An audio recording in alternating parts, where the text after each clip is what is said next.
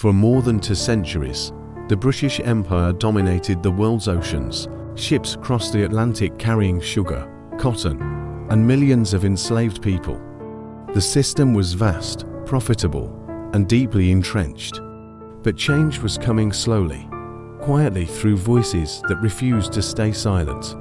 In the late 1700s, former enslaved people, writers, and activists began exposing the brutal reality hidden behind imperial wealth. Graphic diagrams of slave ships revealed human beings packed into impossible spaces. Personal testimonies described suffering that could no longer be ignored. Among those leading the fight was William Wilberforce, a member of British Parliament who spent years introducing bill after bill to end the trade. Most failed, but public opinion was beginning to shift. Across the United Kingdom, ordinary citizens signed petitions, boycotted sugar produced by enslaved labor, and demanded political action.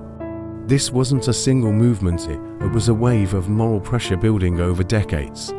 Meanwhile, economic changes and slave revolts across the Atlantic were making the system harder to sustain. The empire was being forced to confront itself. In 1807, after nearly 20 years of campaigning, Parliament passed the Slave Trade Act. The law did not end slavery itself, but it made the buying and selling of enslaved people illegal across the British Empire. For the first time, one of the world's most powerful nations had formally rejected the trade that helped build it. Yet the story didn't end there. Illegal trafficking continued. Slavery itself would persist until 1833. The abolition of the slave trade was not a final victory, but a turning point.